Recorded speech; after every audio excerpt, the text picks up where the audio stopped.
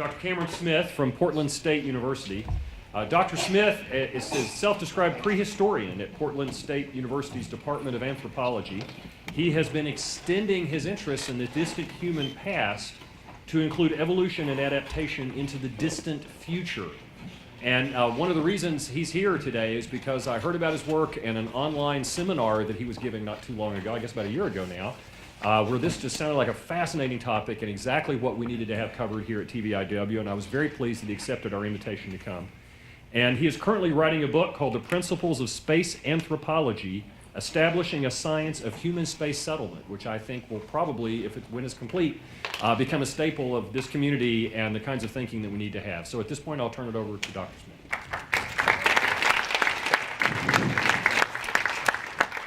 Thank you. Well, everything that Dr. Hampson just described regarding individual people and flight physiology is going to continue as we even explore new solar systems, eventually in the long term. But we will include then population phenomena. So that's all going to continue, but we also have to start to think about, as one person asking the question, have to think about the population level phenomena, and that's where I'm starting to investigate and starting to, I guess I would say, establish the principles as I described, or as Dr. Johnson described, of a space anthropology. So I'm looking specifically at cultural and biological evolutionary dynamics on the interstellar voyage timescales. I'm using for reference the Project Hyperion reference study by Icarus Interstellar. And we're looking at Icarus Interstellar. Here's Steve Summerford, one of his concept vehicles. They're looking at transit time of something on the order of low centuries, less than a millennium. This is the thoughtscape. And I'll describe also populations on those time scales of less than roughly 50,000, but more than 10,000. An adaptive framework for permanent space settlement, what does it mean? One of the reasons I started writing this book is that when I started describing or investigating a possibility of space anthropology, people would sort of ask, what do you mean this is so fuzzy? How are you going to do this? I wanted to get very specific, and I want to say exactly how we're going to do it from the human perspective.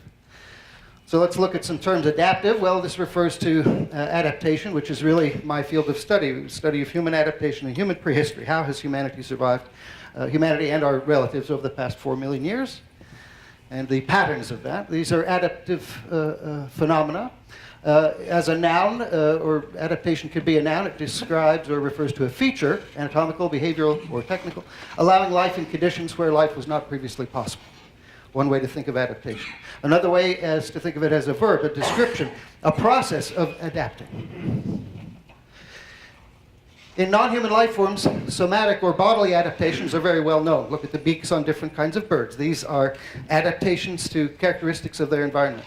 These are devised or produced, however, by the uncentralized, non-planned process of evolution. However, that process does produce order, which is typically, for my students, the hardest thing to understand about the evolutionary process is that it is not centralized, there's no decision-making process, but yet order arises. Anyway, somatic processes, or somatic adaptations, are very well known to us from, for example, animal and plant physiology.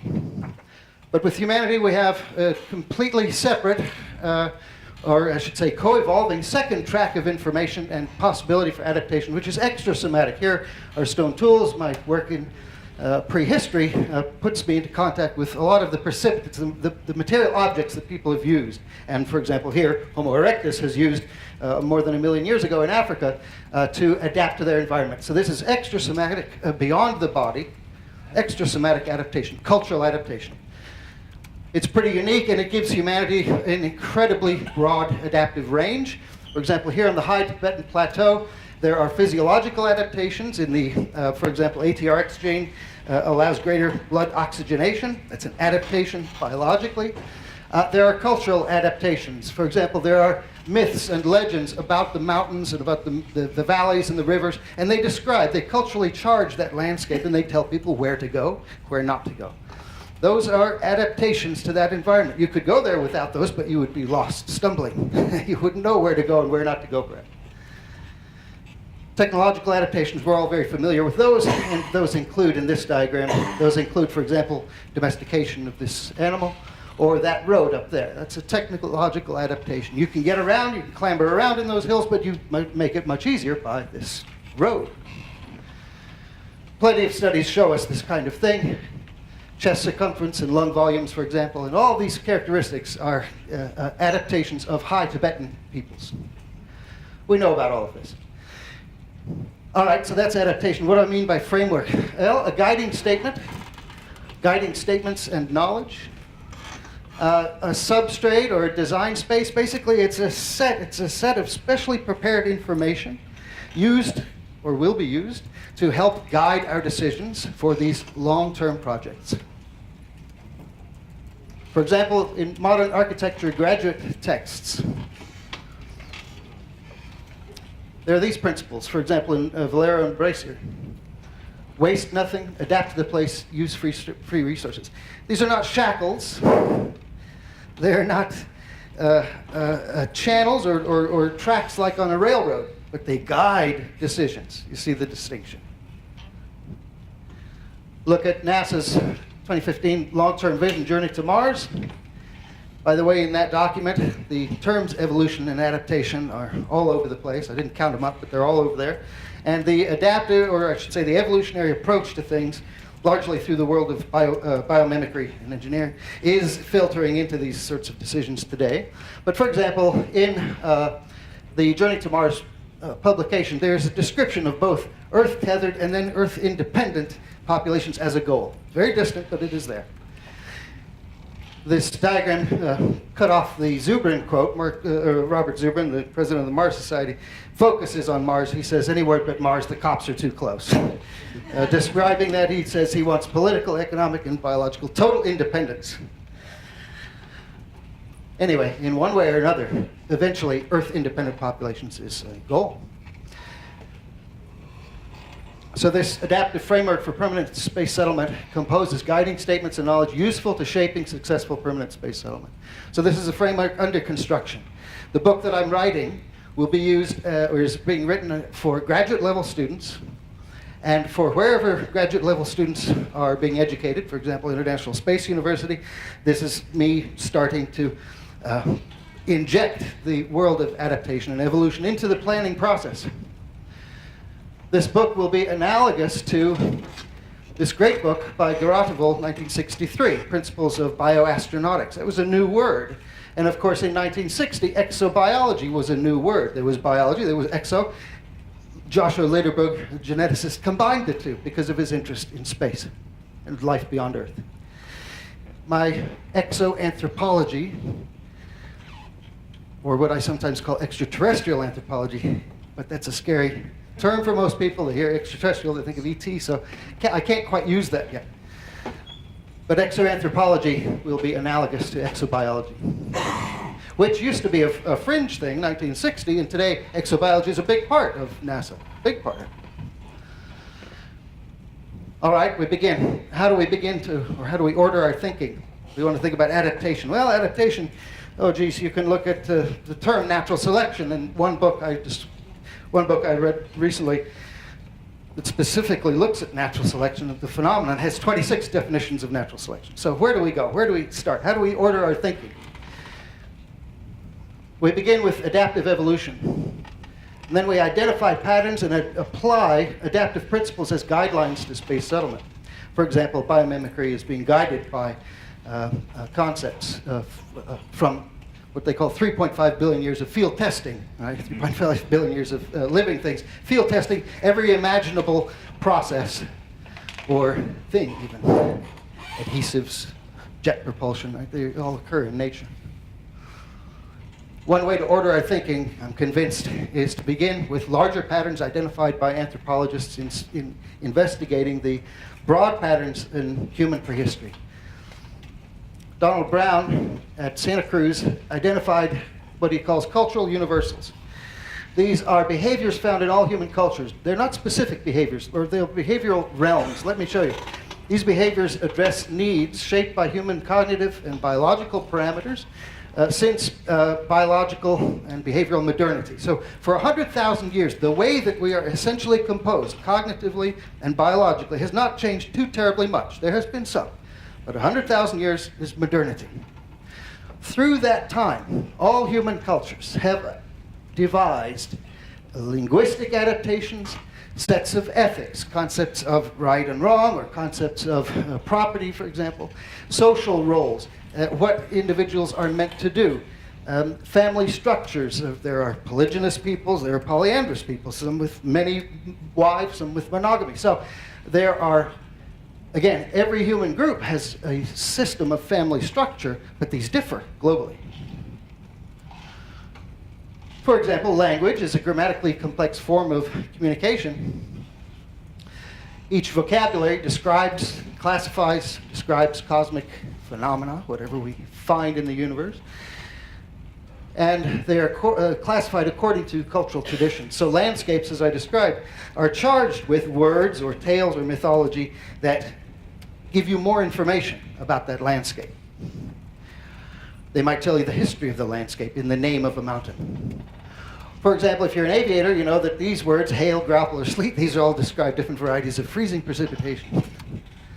That's important. That's very different. That's part of the adaptive value of language, is that it allows us to divide up the universe into finer and finer, or much more, and many more and finer descriptions of phenomena.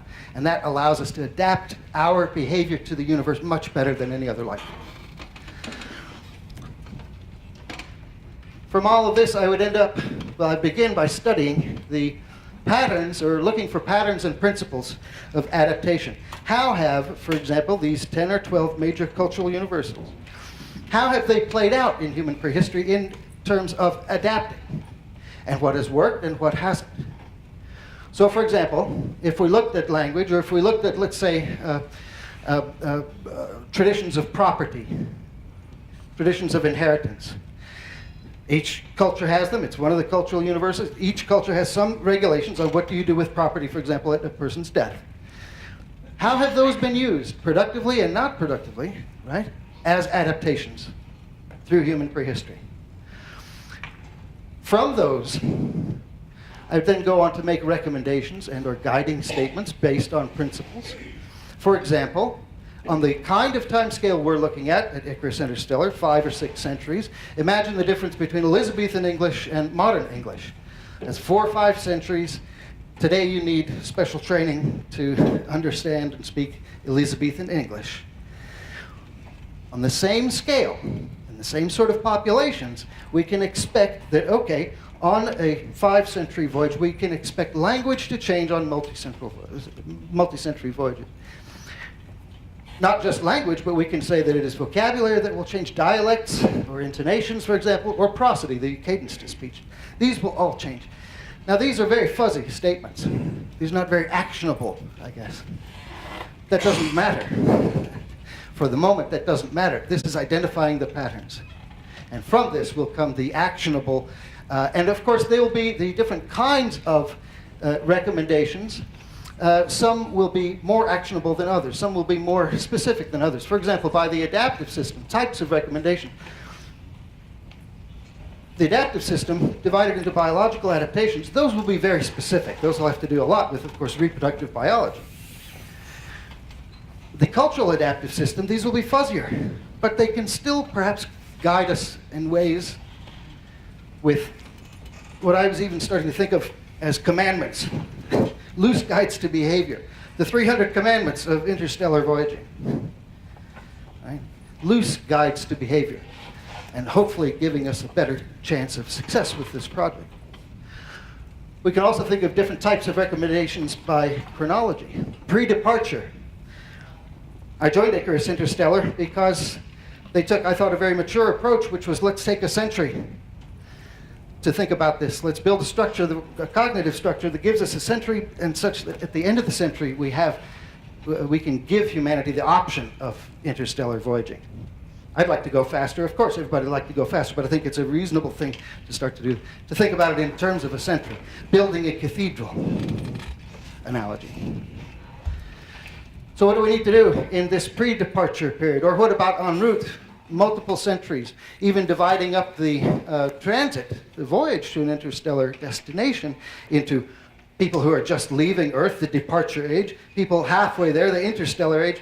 They've never seen Earth, they will never see Earth, they'll never arrive at the exoplanet. An extraordinary position for humans. And then the arrival age, let's say a century or two before, right, the destination is in view. Here they come, now they're preparing again for this concept of planetness and exploration.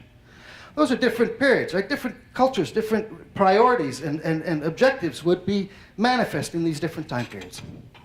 So different chronology, different recommendations. I'd also like to evaluate in human cultures, essentially, our adaptation readiness levels. We have, of course, technology readiness levels.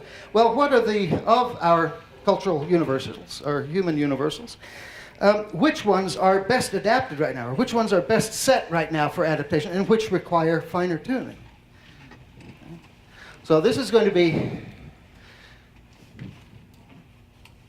identifying patterns in human prehistory that are useful in guiding interstellar voyage recommendations. Those recommendations filter into everything, including, for example, architecture. There's the engineering, but there's also the cultural habitat. This has to be a livable atmosphere, a livable place. Now that differs, of course, what is livable and what is considered acceptable personal space and all that. That differs by culture through time. Again, what are the patterns? What works? What has worked for humanity and what hasn't? One example, in demography, population size and structure, and architecture of a starship. There's a phenomenon, I just have a couple minutes, there's a phenomenon called the independent Neolithic village. It's oftentimes assumed that right after the invention of agriculture worldwide, about 10,000 years ago, independently domesticated centers in East Asia and South America, for example. It's often assumed that immediately after that you get states or civilizations. No. Actually, in each of those cases, I've calculated an average of 5,100 years, during which there is not the origin of states, there is what's called the independent Neolithic village. These are small, less than 10,000 people typically. They have similar architecture. They lack, for example, defensive structures. There's no evidence of, for example, siege warfare. This happens in each of these areas for 5,000 years. This is a stable community size and subsistence mode for populations right after the invention of agriculture for 5 millennia in multiple independent sites across the globe. It's an important and useful observation. Here's another one in southwestern United States. Same kind of architecture, for all kinds of reasons, same kind of architectural features, and very similar populations. This is what I'm talking about when I'm saying I'm going to look for the stable, and sometimes unstable, but look for the patterns, what has worked in humanity, and use that to guide, right, decisions for long-term interstellar voyages. 2 minutes. Enculturation is important. You arrive at an exoplanet, all the ethical considerations, I certainly am interested in those as well, but I think that ultimately it's a responsibility to, like Oberth said, a responsibility to spread life. Life is precious, and I think it should be preserved, and civilization is precious, and I think should be preserved as well. So you arrive there and you're going to settle it. Now you're coming out of this extraordinary interplanetary age with no concept of planetness, and now these cultures require a concept of planetness again, and a culture, an ethos of risk-taking, again, as Dr. Hampson described, a concept, a culture of risk-taking in which you're willing to go out and explore the surface of a planet again. And I think that people will reinvent and reconnect with their ancient technologies through reading the history of the early exploration of Earth. Promoting a culture of exploration. How do you do that in Polynesia? There are all kinds of ways that they encourage risk-taking in this variety of culture. They encourage risk-taking, and in fact, the best way to die in this culture would be lost at sea. Last thing, statement of purpose, an adaptive framework for permanent space settlement. applicable to interstellar voyaging and based on understanding adaptive evolution in biology and culture, will help to productively shape ideas for human space settlement on ecological, multi-generational timescales unfamiliar to many who are doing space settlement planning. That's what I'm working on now. I wish I could give you all the recommendations, but check in a few years when the book is finished. I think that's it. One last thing. Do I have one moment? Thank you. At the very beginning, there was a description of Tsiolkovsky, the dreamer of Kaluga, dreaming. And dreaming, awfully important. And I'm starting to see the real significance of combining the science fiction that is combined in TVIW, combining science fiction with science fact. Dreaming is where it all begins. These are crazy things to think about. Putting rockets into space, or people on Earth, or people in multi-generational interstellar voyaging. It begins with these dreams. It begins with, from the Wright brothers in 60 years, 2 generations of very crazy people dreaming these things up. Here's the poet John Keats, and he made a statement, or it's part of a poem that really has struck me for a long time, and I think this is where we are. Fanatics have their dreams, wherewith they weave a paradise for a sect. I'm happy to be among you fanatics, weaving this paradise for ourselves of ideas that we can actually take action on. So thank you. I'll try to answer a couple of questions.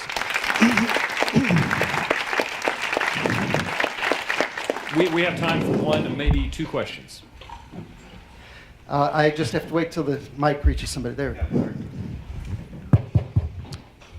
So just a couple of quick comments. First of all, as you noted, people evolved on this earth for a specific purpose. And it's not clear at all to me that people are the appropriate biological forms to send on interstellar journeys. But I'll talk a little bit more about that tomorrow, but I'd just like to throw that out there for the moment. Secondly, when you consider journeys that are long in time scale compared to technological folding times, I think it becomes very important that we understand what that relationship is like. Because if you consider a journey over, say, several hundred years, and you can pretty much predict that over those several hundred years we will evolve in our technological state dramatically so, such that by the time that journey were to end, our technology to get to that journey would have changed completely, then it becomes almost inappropriate to begin the journey at that point. And I just wonder if you would comment on that. Sure, thanks. First part is, should we send humans? I think we should, and I think it's because human consciousness is absolutely unique. There are all kinds of varieties of thought, but human consciousness has a lot of unique features. I value it. I think it is a responsibility, again, to perpetuate consciousness of our variety. So that's a personal belief. With regard to changing technologies over time, that's really tough to address. This is a common question, a common critique is, how can you propose this, that the technology will change vastly through centuries?